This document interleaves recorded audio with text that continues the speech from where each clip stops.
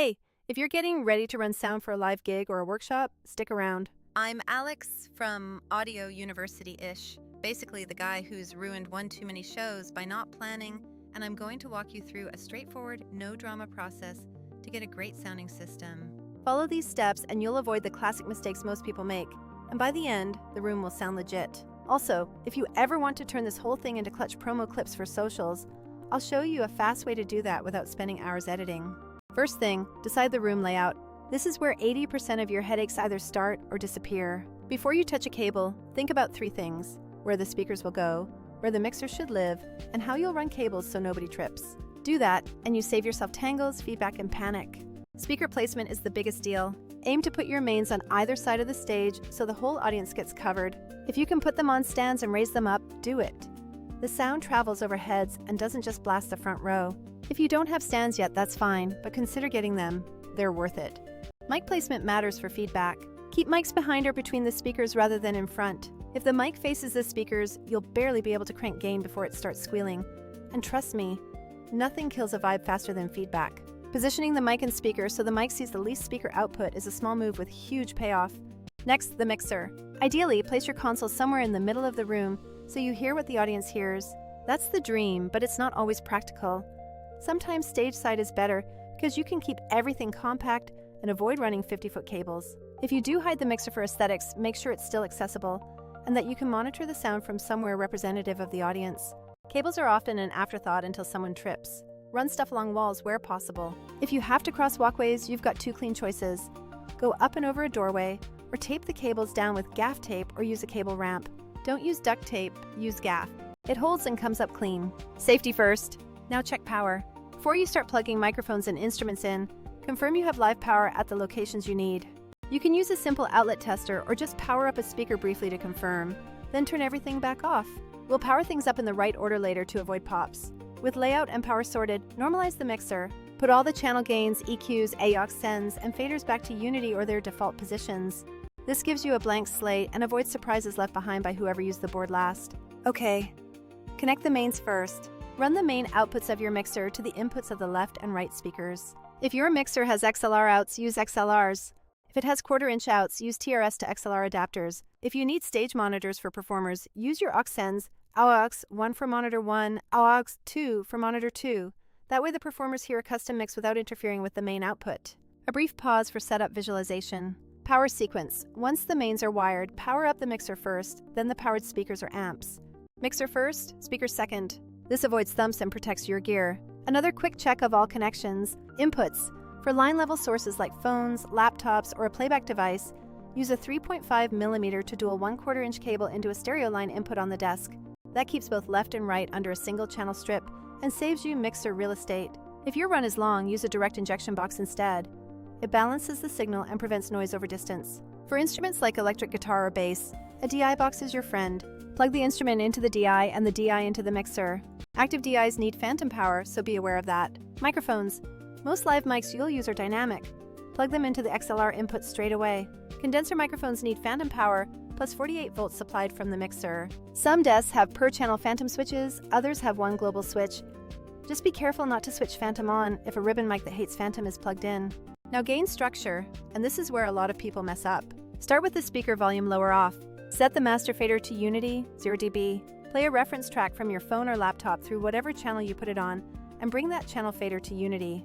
Start turning up the channel preamp gain knob until the master meter averages around -6 dB. This gives you headroom so nothing clips. A quick transition to the next stage. Once the reference is set, slowly bring up the speaker volume to the desired loudness. I usually err on the side of a touch too loud rather than too quiet. You want the audience to feel it, but not blasting where it's painful. For each microphone channel, put the fader at unity and then use the preamp gain to set the level in the room. Don't obsess over meters, use your ears. If the channel starts feeding back, try increasing the distance between mic and speaker. Use high-pass filters or notch out problem frequencies with EQ. Another quick check on the monitor angle. If feedback persists, remember, distance helps, EQ helps, and sometimes changing mic technique helps more than turning gain down. Also, try to isolate monitors so they aren't pointing directly at vocal mics. We need to check for any lingering system issues. Now, a quick real-world tip. After you record an entire setup or a workshop like this, You'll want to turn that long video into short, punchy clips for Instagram, TikTok, or YouTube Shorts because that's how people discover content these days. Manually editing hours of footage into shareable clips is a grind. This is where a smart tool saves you time. It finds the highlights automatically and gets them ready for posting. Now, I'm not here to do a hard sell, but I will say using an AI editor that actually understands content beats the old cut-by-silence tools. Some tools out there either cost an arm and a leg, like Pro NLE subscriptions, or they only do basic trims and leave you to assemble everything. Others rely on transcripts that are often messy and miss high-energy moments. That's why I've been recommending a tool like Vizard in my workflow. It's built to take long videos, find the viral moments, and spin them into ready-to-post clips without you sitting through every minute of footage. First, it auto-selects potentially viral clips so you don't hunt for highlights manually. Second, it can auto-schedule posting so you set the cadence and let it run. And third, it gives you a content calendar so you manage everything in one place. For a creator or small audio team who wants to show off how you set up a room or to promote gigs or tutorials, that means you film once, push to the AI, and it surfaces the best parts for social. You can tweak clips if you want, but the heavy lifting is done. Manual editing is incredibly time-consuming. Some cheaper tools just chop by silence so they miss those crucial energy peaks.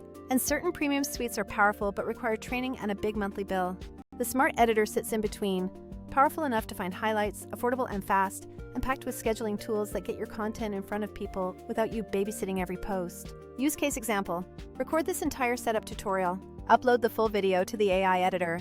Let it analyze and suggest clips like the quick tips or the feedback fix. Pick the ones you like, tweak titles or captions, set the posting frequency, and watch it publish across platforms on the schedule you set.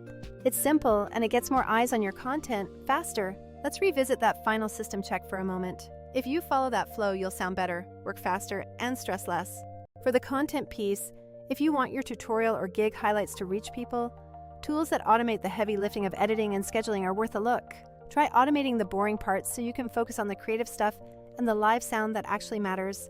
If any of this was useful, give it a like or save it to your tech notes. If you want a free walkthrough of how I turn one long tutorial into a week's worth of social clips using the workflow I just mentioned, I've got a short guide you can DM me for. Otherwise, show up early, plan the layout, and respect the gain structure.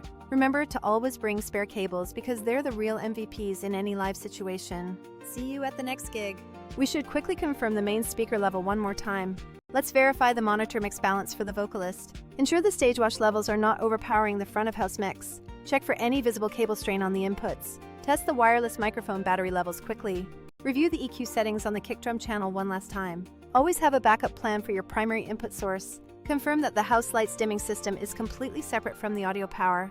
Double check that all the channel indicators are showing a healthy signal when the band starts warming up. Make sure the stage atmosphere is comfortable for the performers. If you can hear any hum, trace the ground connections immediately. A clean signal path is the foundation of every great mix. Remember to thank your front of house team if you have one. Keep those gain structures tight to maintain sonic integrity throughout the night. Always allow a few minutes for the system to settle after initial power-up. If you're using digital patch bays, verify the routing matrix beforehand. Proper gain staging is your insurance policy against unexpected sonic disasters. Never forget the importance of proper grounding techniques for noise reduction. Visualize the sound traveling from the source to the listener's ear. Ensure your stage is free of clutter that might cause reflections or block speakers. The better you plan the physical space, the better the acoustics will respond. Treat every connection as critical because one bad one affects the whole chain. Think about the audience's experience from their seats, not just your position at the desk. Mastering the power sequence is a small habit that saves huge headaches. If you utilize digital console recall, always save a fresh snapshot before making changes. Use compression subtly to control dynamics, not to crush the life out of the signal. A well-tuned system sounds natural, not forced. Don't underestimate the power of a simple high-pass filter on unused channels. Always test effects returns and auxiliary buses before the performers arrive. When running monitors, communicate clearly with the artist about what they are hearing. A good sound check is a conversation, not just a sound off. Remember to check the audience ambiance before the show starts to set your mix reference. Make sure your talkback microphone is tested and functional. A quiet system when muted is just as important as a loud one when active. Verify that all ancillary equipment, like recording devices, are synced correctly. If you use a snake, test every single channel run individually for continuity. The final walkthrough should be done with an unlit stage to check for hidden hazards. Good preparation eliminates the need for heroic fixes during the performance. Remember, this entire sound check process is scalable for any venue size. Every step builds confidence in your final delivery. Now let's focus on maintaining that amazing sound across all your promotional content. If you enjoyed this detailed breakdown, please engage with the video. Your interaction helps push this essential audio knowledge to more people. Don't let the mundane tasks eat up your time for the actual sound work. Embrace the tools that give you back hours every week. These automation techniques are industry standardizing for efficient creators. Consider this your permission to stop fiddling with endless timelines. The key is letting smart algorithms handle the tedious selection process. This frees you up for deeper creative decisions on your sound design. Think about the consistency it brings to your overall brand presence. Use the guide I mentioned if you want to see the actual click-through demonstration. If not, just use these core principles for your next sound check. Great sound starts long before the first note is played. And with fast content creation, your expertise gets seen by more people.